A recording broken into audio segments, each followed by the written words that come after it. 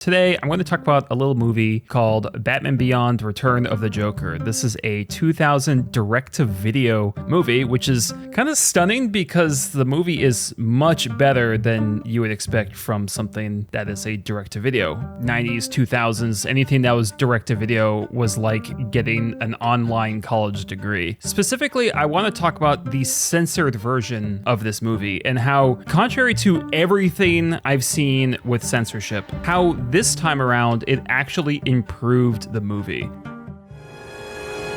Hello, Gotham. Joker's back in town. The first example I want to go through is a scene where the Joker kills a gang member named Bonk. Yeah, his name is Bonk. It calls back to a critical moment in the original Batman the Animated Series. When they made this show, the network wouldn't allow the show to portray the Joker actually murdering people. And yes, it's called murder. It's not unaliving. That's just disrespectful to murder victims, my opinion. In the show, because they couldn't show killing, they had to use laughing gas as the Joker's way to dispense of his victims. Instead of him murdering people, we would have him give him that hideous Joker grin, which in its own way is almost worse. Now we get to this scene where it's the first reveal of the Joker in this movie. And when Bonk decides to go, "Bye, Boomer," the Joker shoots him. First, it's a little sign that pops out with a flag, classic, and then it's real. So in the uncensored version, it just looks like a normal death.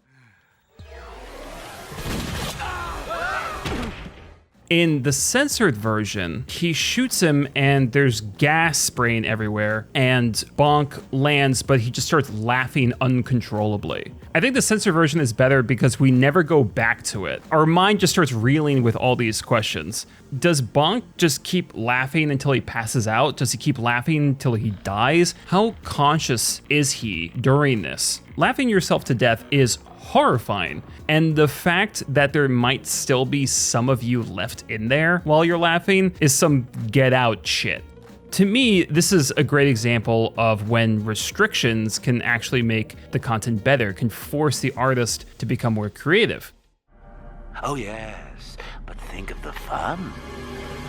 The second example I wanted to use is really a collection of smaller moments. That's all the times Batman fights this crew. The censor version just cut out a lot of moments of fighting. A few frames here and there, an extra punch, an extra kick, or it was an entire sequence, like a specific 360 shot of the Batman beating them up. Watching our hero in some of these shots be so helpless and being just beaten to a pulp does make us fear for him. However, at a certain point, the violence becomes numbing. Generally speaking, it's a lot of punching and kicking and jumping around, and that works, but when you repeat it over and over, where there's just another punch, another punch, another punch in the chest, it can become a little monotonous.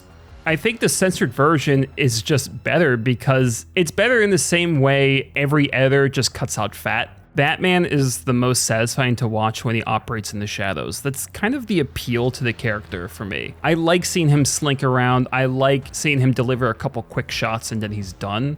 Watching him just engage in a full-out brawl, while it's entertaining, it feels a bit divorced from the character and the world that he's in.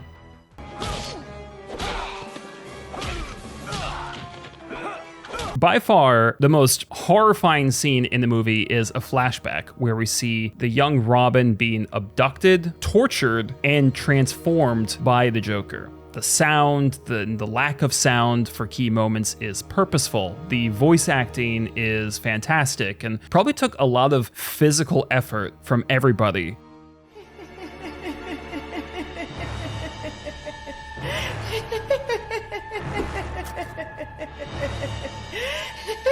The images and the concepts are horrific, and it's the kind of sequence that just makes your mind start spinning and imagining things that they didn't show us.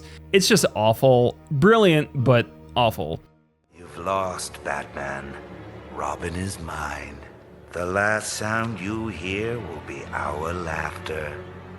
This all culminates in the biggest change from uncensored to censored. The buildup is pretty much the same. The Joker commands the now transformed Robin to shoot Batman, but he refuses. That last shred of his true self just barely breaking through. In the uncensored version, he turns the gun on the Joker and shoots him dead.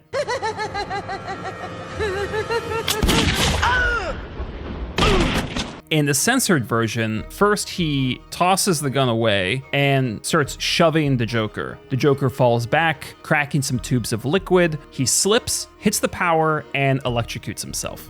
I find the censored version much more effective for a bunch of reasons.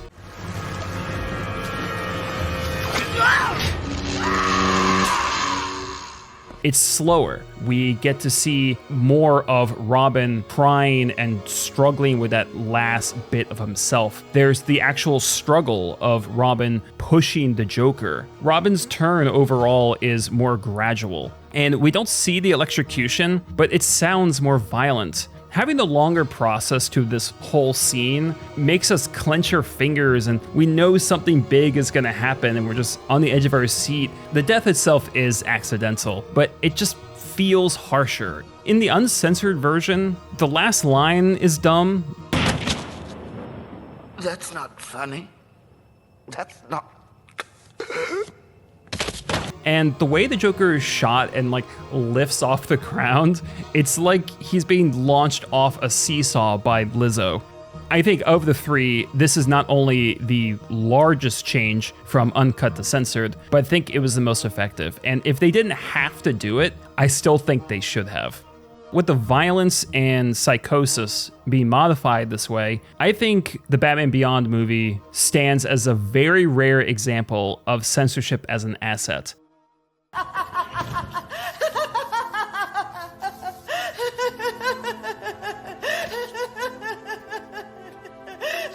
Maybe all artists could learn from this. Putting limits on yourself can jumpstart creativity. Try writing something scary with no blood. Write something sexy with no physical contact.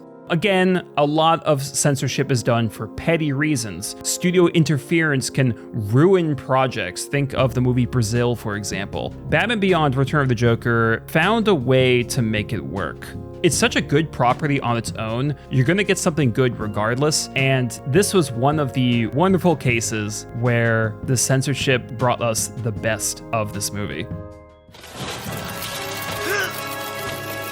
If you don't like the movie, I've got slides.